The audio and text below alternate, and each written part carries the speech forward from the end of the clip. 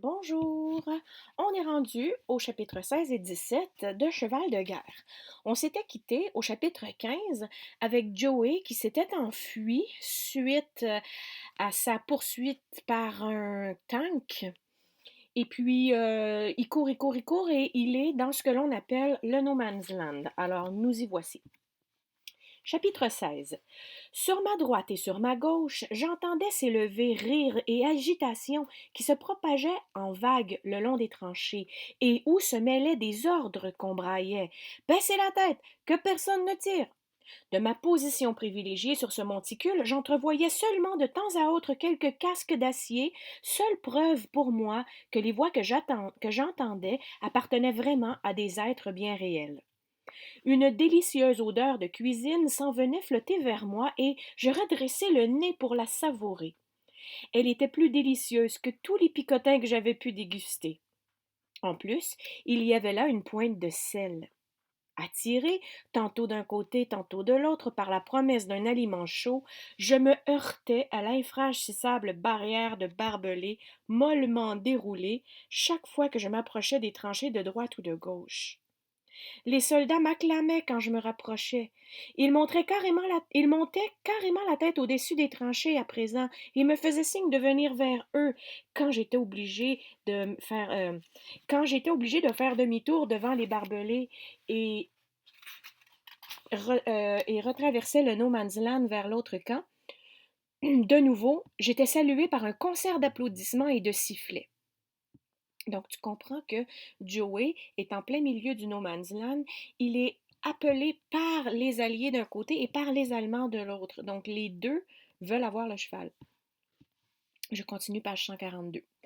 Mais là, encore, je n'arrivais pas à me frayer un passage parmi les barbelés. Je dus faire la navette une bonne partie de la matinée dans le No Man's Land.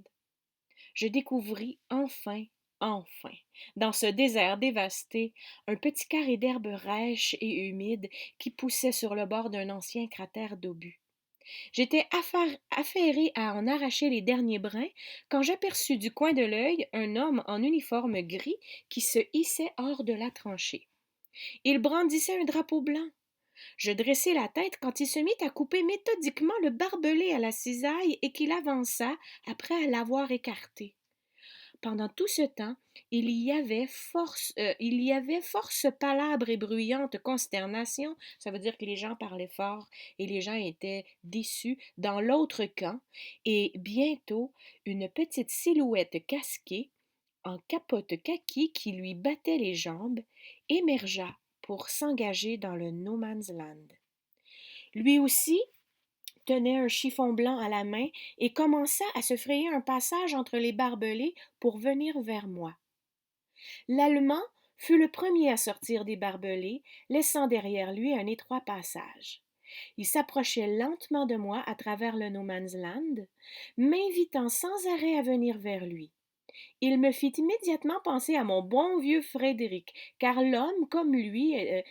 c'était comme lui un homme aux cheveux gris, vêtu d'un uniforme négligé et pas boutonné, et il me parlait avec douceur.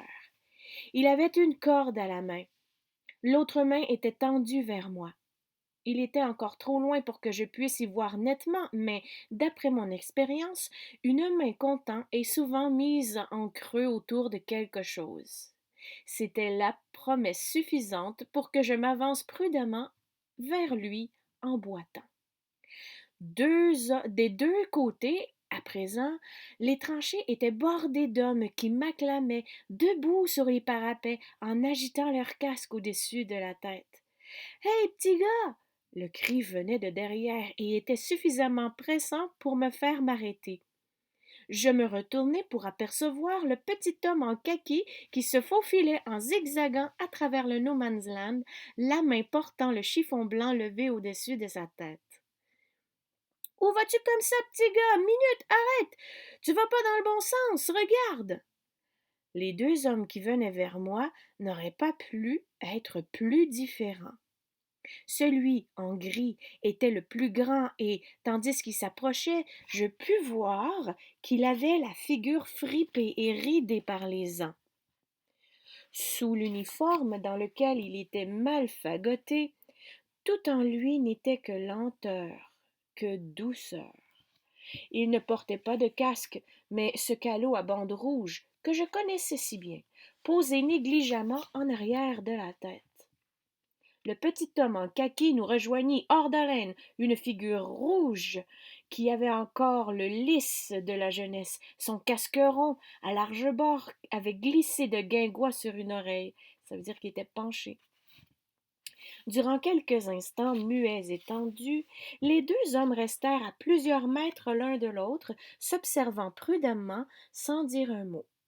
Le jeune homme en kaki rompit le premier le silence. Bon, qu'est-ce qu'on fait?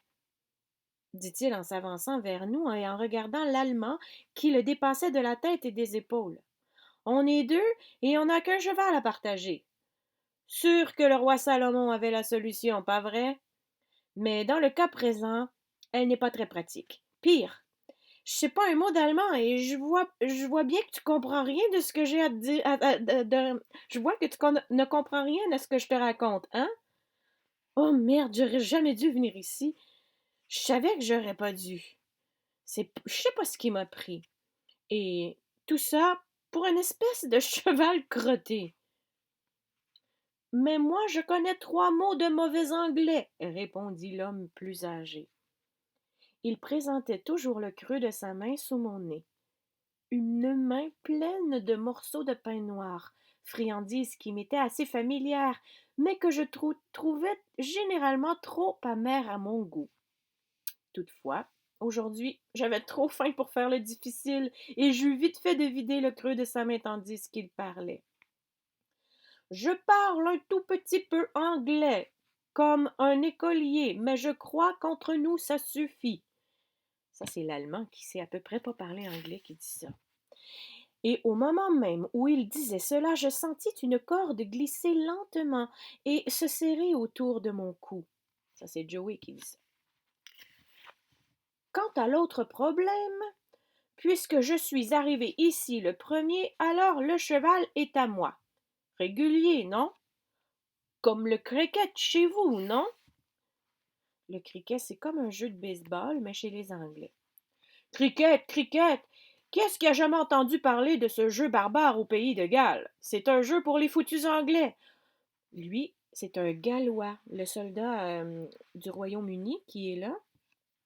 Il vient du pays de Galles. C'est pas la même province que l'Angleterre. Donc, c'est un jeu pour les foutus Anglais. Mon jeu, à moi, c'est le rugby. Et c'est pas un jeu, c'est une religion plutôt, là d'où je viens. Avant que la guerre me fait arrêter, je jouais demi de mêlée pour Maesteg, et nous autres, à Maesteg, on dit qu'un ballon qui n'est à personne, ben il est à nous. Pardon, dit l'Allemand, les sourcils froncés par perplexité. Je ne comprends pas ce que tu veux dire par là. Et là, quand on tourne la page, là, les copains, on voit une superbe illustration des soldats par-dessus la tranchée avec le drapeau blanc qui observe dans le No Man's Land la discussion entre le soldat allemand et le soldat anglais autour de Joey. Et tout au loin, au bout du dessin, presque à l'horizon, on voit des soldats de l'autre tranchée, debout eux aussi. En temps normal, si on fait ça, l'ennemi nous tire dessus, mais de chaque côté, parce qu'il y avait un drapeau blanc, ben personne tire. Il n'est question que du cheval en ce moment. Je continue, page 148. Pas d'importance, Frisé. Pas d'importance, plus maintenant. On aurait pu arranger ça tout tranquillement. La guerre, je veux dire, moi, je serais rentré dans ma vallée et toi dans la tienne. Quand même, c'est pas ta faute, hein, je crois. Pas plus que de la mienne, d'ailleurs. C'est un moment important de l'histoire, ça. Les deux soldats se parlent, puis les deux soldats réalisent que c'est pas leur décision d'être dans un trou et de risquer leur mort, que la réalité, elle est la même d'un côté comme de l'autre, que celui qui est anglais voudrait retourner sur sa terre et que celui qui est allemand voudrait retourner sur sa terre. Cette guerre, c'est n'importe quoi. Je continue, page 148, paragraphe 2. À présent, les acclamations des deux camps avaient cessé, et, dans un silence absolu, les deux armées regardaient les deux hommes discuter à côté de moi. Le Gallois, c'est quelqu'un qui habite le pays de Galles, me flattait le nez et me tâtait les oreilles. Alors, tu connais les chevaux, dit le grand Allemand. C'est grave, sa blessure à la jambe? Tu crois qu'elle est cassée? Il a l'air de ne pas pouvoir s'en servir. Le Gallois se pencha et me souleva doucement la jambe avec compétence en essuyant la boue qui entourait la plaie. Oh, il est assez salement amoché, mais je ne crois pas que la jambe soit cassée, frisée. C'est une mauvaise blessure tout de même. Il a une entaille profonde. Mais barbelé, ça m'a tout l'air. Il faut qu'il soit soigné en vitesse, sinon l'infection va s'y mettre et alors personne ne pourra plus grand-chose pour lui. Avec une entaille pareille, il a déjà dû perdre beaucoup de sang. Mais la question c'est, qui est-ce qu'il prend? On a un hôpital vétérinaire quelque part derrière nos lignes, mais j'imagine que vous aussi vous en avez un. Oui, je crois. Il doit être quelque part, mais je ne sais pas où exactement, répondit l'Allemand. Puis il plongea au fond de sa poche et en sortit une pièce. Choisis le côté que tu veux, pile ou face, c'est comme ça que vous dites, je crois. Je vais montrer la pièce à tout le monde des deux côtés et tout le monde saura que quel que soit celui qui gagnera le cheval, c'est seulement le hasard. Comme ça, pas d'humiliation pour personne, d'accord? Et tout le monde sera content.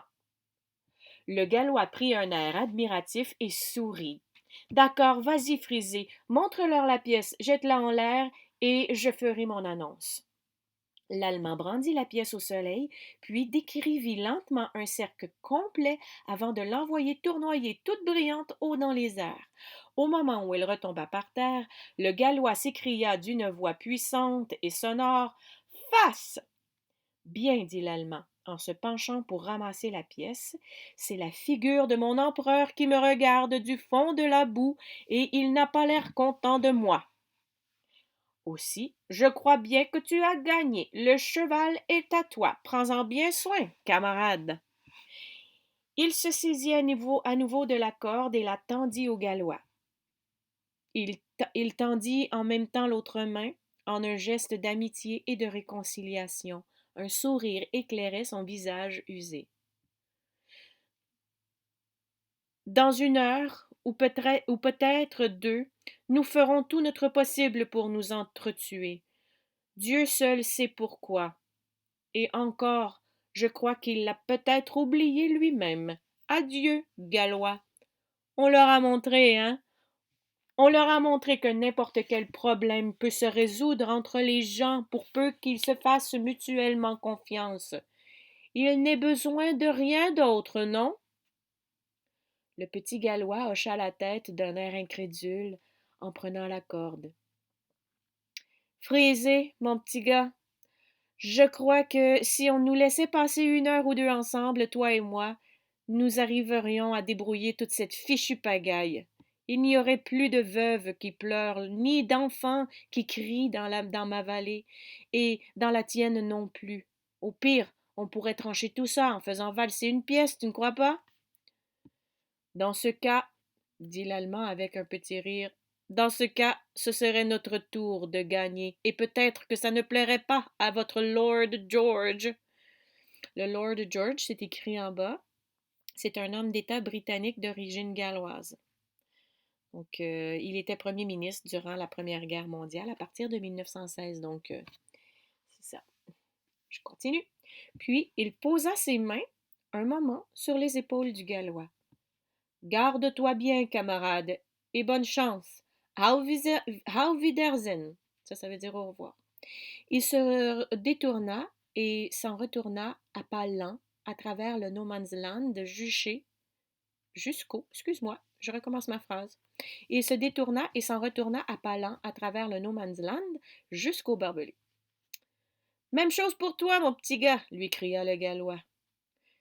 Puis, lui aussi fit demi-tour et m'emmena vers la rangée de soldats en kaki qui se mirent alors à rire et à applaudir de plaisir, tandis que, toujours boitant, je traversais la brèche des barbelés et venais à eux. Chapitre 17. Ce ne fut qu'avec la plus grande difficulté que je restai debout sur mes 3 jambes valides dans la voiture vétérinaire qui m'emporta ce matin-là, me séparant de l'héroïque petit gallois qui m'avait ramené. Une foule confuse de soldats faisait cercle autour de moi. Ils m'acclamèrent à mon départ. Mais une fois parti sur les longues routes caouteuses, très vite, l'équilibre et tombai comme une masse sur le plancher, empotée, mal à l'aise. Ma jambe blessée battait abominablement, tandis que le véhicule oscillait de côté et d'autre au cours de son cheminement vers l'arrière. Il était tiré par 2 chevaux trapus, bien étrillés l'un et l'autre, et immaculés sous leur harnachement bien graissé.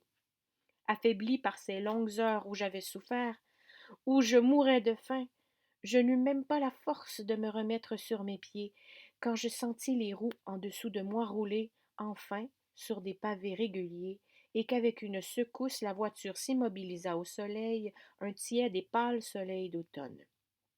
Je fus salué à mon arrivée par un chœur de hennissements excités, et je redressai la tête pour regarder. Tout ce que je pus voir par-dessus les ridelles, c'était une vaste cour pavée avec de magnifiques écuries de chaque côté. Plus loin, une grande demeure à tourelles. Au-dessus de chaque porte d'écurie, un cheval curieux passait la tête, les oreilles dressées. Des hommes en kaki allaient et venaient en tous sens, et quelques-uns arrivaient vers moi en courant. L'un d'eux avait un licol à la main. Débarquer fut pénible. J'étais à peu près à bout de force. Et j'avais les jambes ankylosées après ce long trajet, ça veut dire engourdies. Mais on me remit sur mes pieds et on me fit descendre doucement, à reculons, par la rampe de déchargement. Je me vis au centre d'une attention inquiète et admirative, au beau milieu de la cour, et entouré par un groupe de soldats qui examinaient soigneusement toutes les parties de mon corps et me palpaient. Mais, nom d'une pipe, qu'est-ce que vous êtes en train de fabriquer, vous autres, à votre avis? Fit une voix tonitruante qui résonna par toute la cour. C'est un cheval, tout pareil que les autres. Un homme gigantesque arrivait sur nous à grande enjambée, ses bottes craquaient sur les pavés. Son visage lourd et rougeaud était à moitié caché par la visière de sa casquette.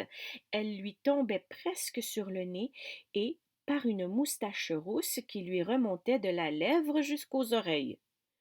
C'est peut-être un cheval célèbre, c'est peut-être le seul bon Dieu de cheval qui soit rentré vivant du No Man's Land dans toute cette guerre.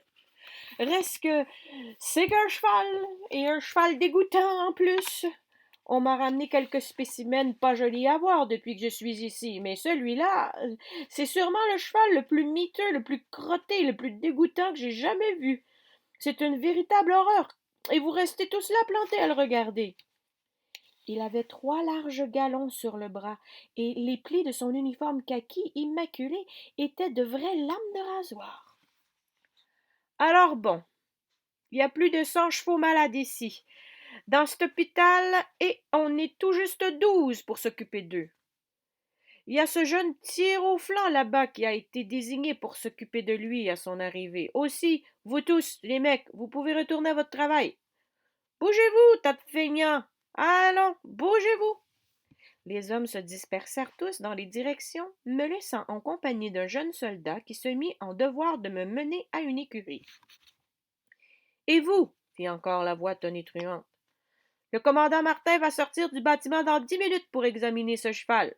Attention que ce cheval soit formidablement propre, formidablement luisant. Un vrai miroir où vous pourriez vous raser, d'accord? Oui, maréchal des logis, fit l'autre en réponse.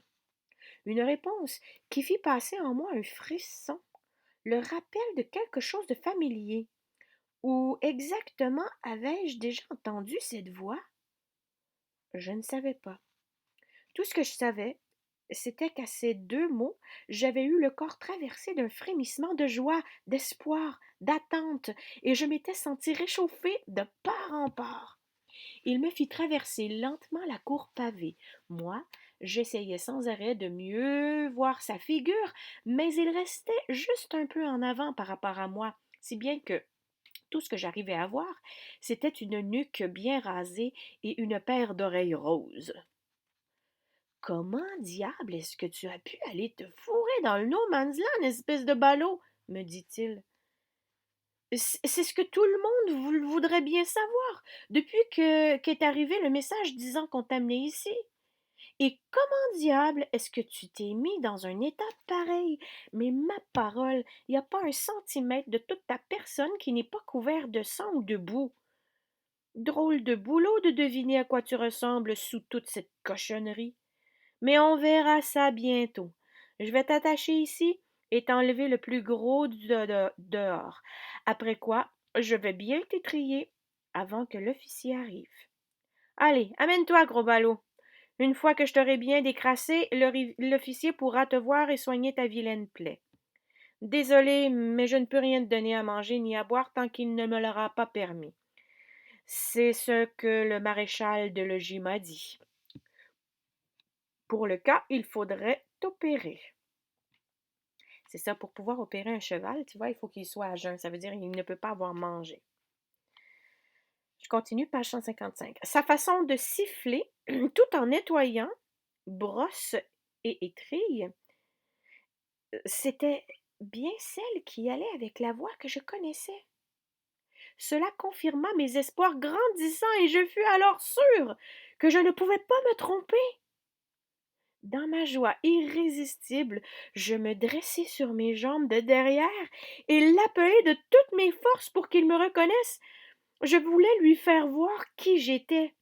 Oh là, doucement, Nigo, tu as failli faire tomber ma casquette, dit-il doucement, en retenant ferme ma corde et en me flattant le nez comme il l'avait toujours fait lorsque je n'étais pas content.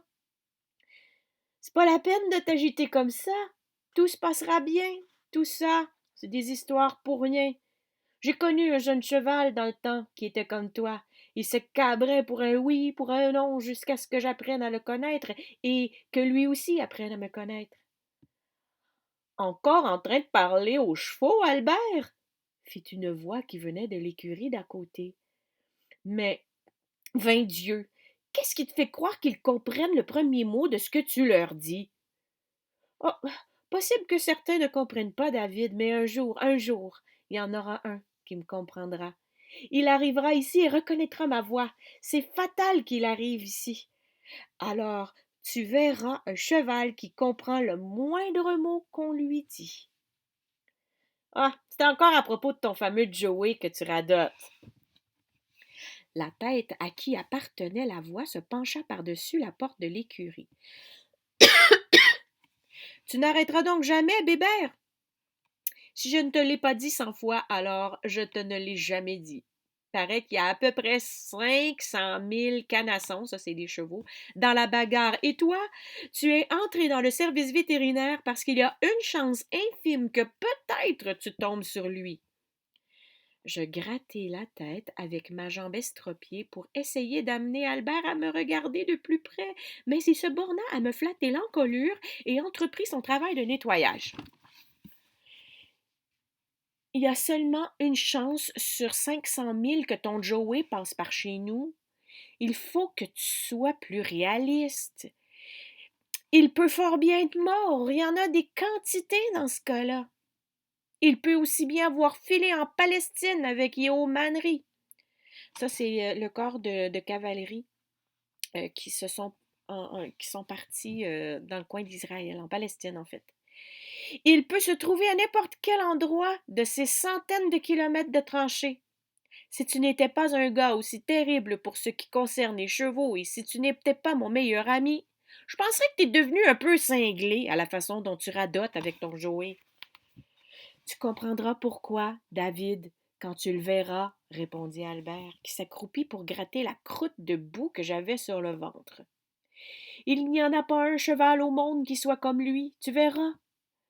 C'est un bérou vif, avec la queue et la crinière noire. Il a une étoile blanche sur le front et 4 balsanes, toutes pareilles, jusque dans le moindre détail. Plus, plus d'1,60 m au garrot et impeccable de la tête à la queue. Ce que je peux te dire, pour sûr, c'est que lorsque tu le verras, tu le reconnaîtras. Moi, je saurai le trouver au milieu d'un rassemblement de 1000 chevaux, parce qu'il a quelque chose de spécial. Le capitaine Nichols, tu sais, celui qui est mort à présent, celui dont je t'ai parlé, qui avait acheté Joey à mon père, celui qui m'avait envoyé la peinture de Joey, lui, il le savait. Il s'en était aperçu dès la première fois où son regard s'était posé sur lui. Je le retrouverai, David. C'est pour ça que j'ai fait tout ce chemin pour venir ici, et je le retrouverai. Ou bien c'est moi qui le retrouverai, ou bien c'est lui qui me retrouvera. C'est comme je t'ai dit, je lui ai fait une promesse et je vais la tenir. T'es complètement dingue, Bébert, dit mon ami, qui ouvrit la porte de l'écurie et vint examiner ma jambe. Complètement dingue! Il saisit un de mes sabots et le souleva doucement. En tout cas, celui-là a des balsanes sur les pattes de devant. C'est tout ce que je peux dire, à cause de tout ce sang et de toute cette boue. Je vais seulement nettoyer un peu la plaie avec une éponge, dégager tout ça pour t'avancer pendant que je suis là. Sinon, il sera jamais propre à temps. Moi, j'ai fini de sortir la moucaille de mes écuries. La mouscaille des écuries. Je n'ai plus grand-chose à faire et apparemment, un coup de main ne te ferait pas de mal. Tonnerre de sort, le margé ne m'en dirait rien si je finis ce qui si j'ai ne me dira rien si j'ai fini ce qu'il m'avait demandé de faire. Et j'ai fini. Les 2 hommes s'affairaient sur moi sans relâche, grattant, brossant, lavant. Je restai absolument immobile, poussant lentement Albert avec mon nez pour l'obliger à se retourner et me regarder.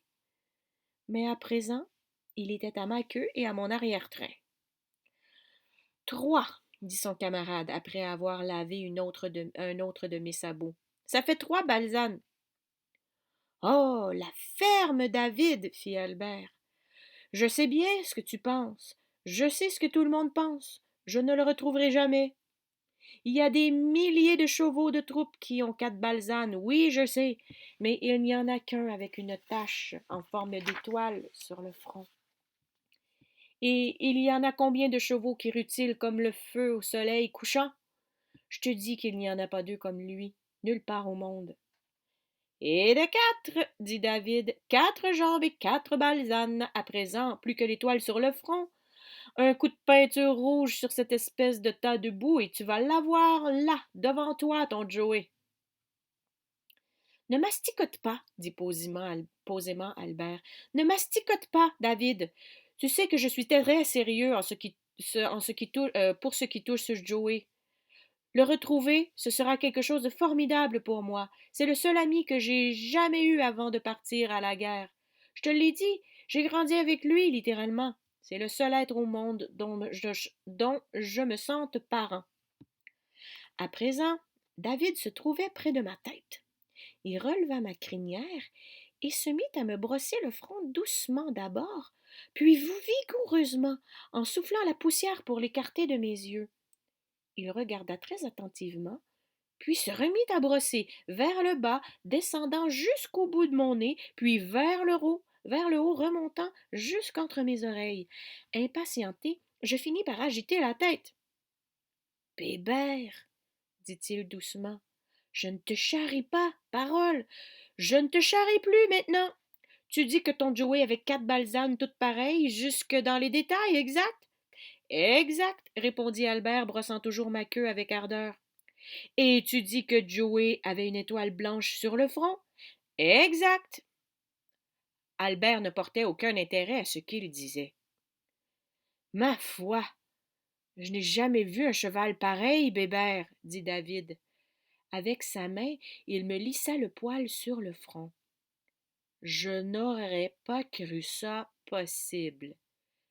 Eh bien, c'est possible, repartit sèchement Albert. Il était tout roux, d'un roux flamboyant au soleil, tout comme je t'ai dit. Je n'aurais jamais cru une chose pareille, poursuivit son ami en maîtrisant sa voix. Du moins, pas jusqu'à maintenant. Ah, boucle-la, David! Il y avait un agacement véritable dans la voix d'Albert à présent. Je te l'ai bien dit, hein? Je te l'ai bien dit que je plaisante pas quand il s'agit de Joey. Moi non plus, Bébert. Je ne plaisante absolument pas. Je ne raconte pas de salade. Je parle sérieusement. Ce cheval a 4 balzanes, toutes pareilles, comme tu l'as dit.